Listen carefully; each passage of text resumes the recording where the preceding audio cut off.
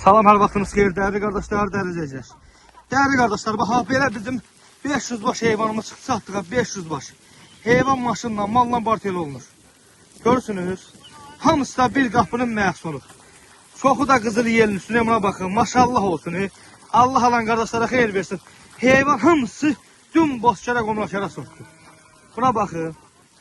Ha, bunu kim alsa, qapısını aparsa bilir də nə soktu, nə alır, nə saxlayır.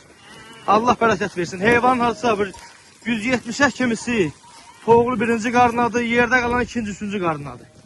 Görürsünüz. Heyvan padret yerin üstündə. Baba buna bax. Şey maşallah maşallah. Tey maşallah maşallah. Hamısı şişəkdir. Tey şişək heyvan.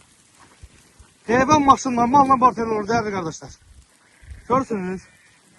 Allah bərəkət versin. Süper bir qapını məhsuludur.